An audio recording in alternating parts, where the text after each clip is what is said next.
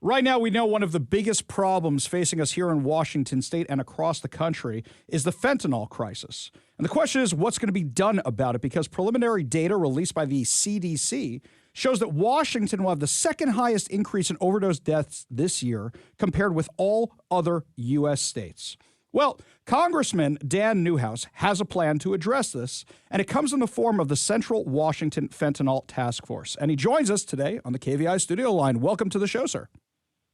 Thank you, Ari. It's a pleasure to be with you to talk about something that's important to all of the people of the state of Washington. It's an absolute pleasure to have you on the show. So why don't you tell me what this task force is going to do in a practical sense? What are they designed to do? What actions can they take?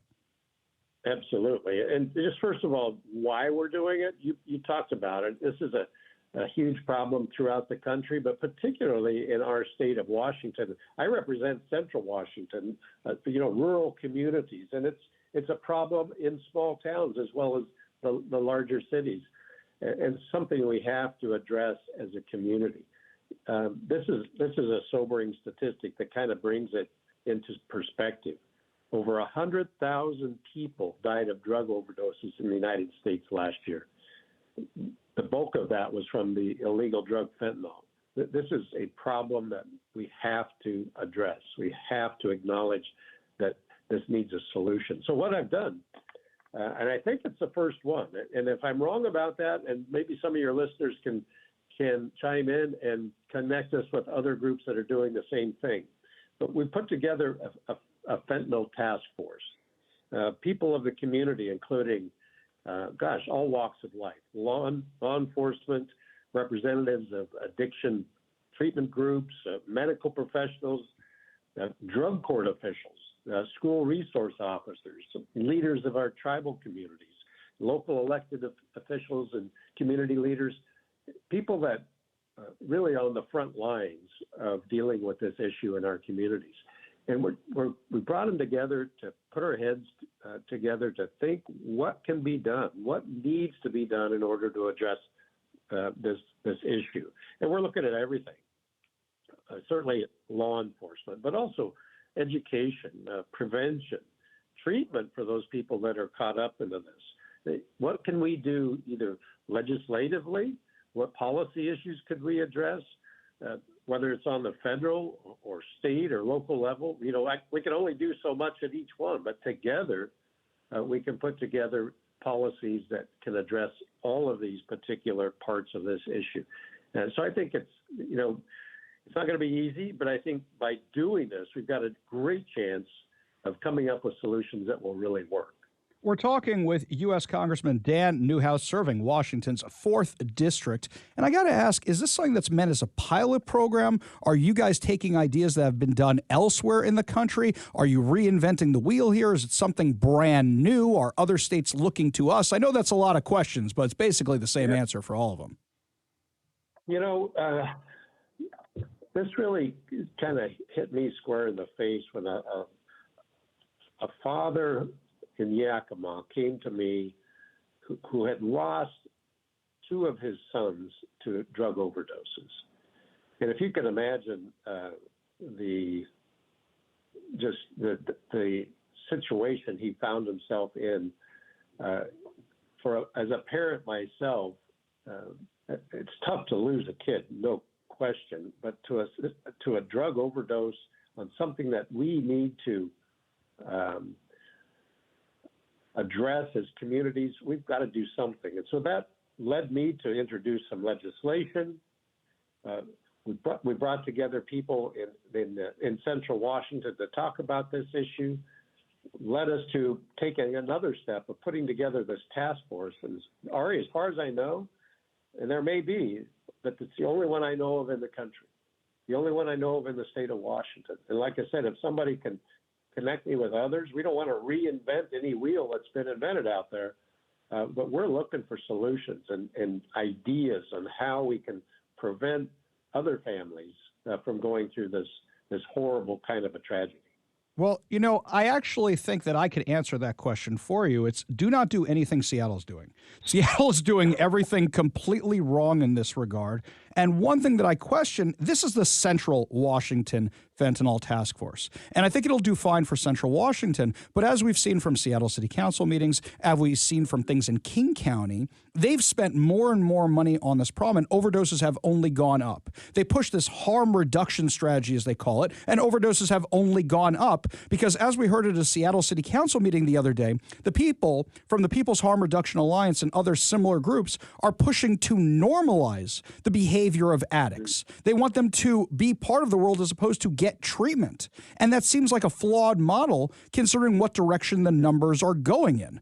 So I got to ask this, is that when you have places like Seattle, which are intent on not prosecuting this, when you have what just happened in the Washington State legislature, where you had a whole bunch of the Democrats who were, I guess, hesitant to prosecute any of this, to criminalize any of this, to turn it into a gross misdemeanor, they still had their reservations. It seems like you're trying to hold back a wall of water. Do you think this might work in Central Washington and good, it'll fix Central Washington, may not be applicable other places, or you're hoping other places can learn from it? I'm hoping that what we put together here is something that could be replicated in communities around the country, because it's not just Central Washington or the state of Washington. This is a problem everywhere. And, it's good to hear your take on what's going on in Seattle and King County. We need to hear what's been tried, what's worked, and just as importantly, what doesn't work.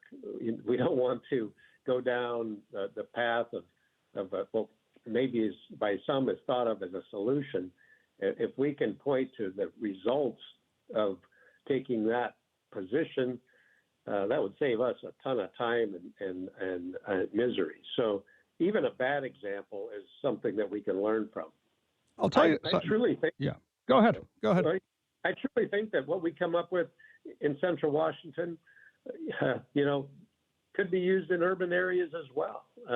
Some of the things that we're talking about, whether it's law enforcement issues or education of our young people and making sure that they understand the dangers of some of these drugs, that's universal. So I think this could be a benefit no matter where you live. I'll tell you something, Congressman. In the last few minutes we have with you, I like to put my money where my mouth is, okay? Or at least my time, for that matter. So I'll tell you something, is that I have been dealing with this issue in Seattle for the last 5 years. That's what actually got me into politics, was this mess. I'm not sure if you're familiar with my story, but what happened was the drug addicts in Seattle started moving into Jewish cemeteries here and completely destroying the properties. Cost us about $300,000 worth of damage.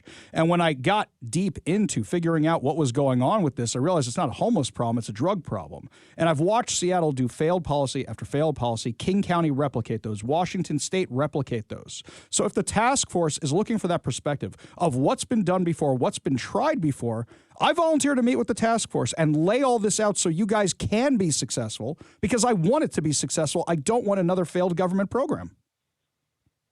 Ari, I appreciate that. I'll take you up on that. Like I said, we need to hear what's worked, but just as importantly, what hasn't worked. So absolutely, those kind of issues, and I remember hearing about that, and thank you for stepping up and trying to do something about it. That's what we're trying to do as well. And so if you can come and share your stories, we could learn an awful lot from your perspective. As soon as we get a meeting scheduled, we'll let you know. Thank you. I'd be honored to come. I'd be honored to share my perspective. And just before we let you go, because it's all the rage and what everybody's talking about today, in the last minute or so, we have with Congressman Dan Newhouse, who represents Washington's 4th District. What are your feelings on the debt ceiling deal today? Well, I'll tell you what, the House Republicans, I think a lot of people underestimated our ability not only to stick together, but to get anything done. And the step that we're about to take today on a vote to raise the debt ceiling with some very, very important provisions alongside that, I think is a great step for conservatism in our country, to get our fiscal house in order. It's not going to fix everything, but it's going to start turning our fiscal ship of state around. And I'm enthusiastically supporting it. If you listen to some of the people on the other side of the aisle are screaming about the provisions that are in this that they don't like, that tells me that we're on the right track. We're gonna get this, Ari. This has never happened before. the federal government, because of what we're going to vote on today, is going to spend less in the next fiscal year than we spent in this fiscal year. We've always increased, always gone up, and that's about to change.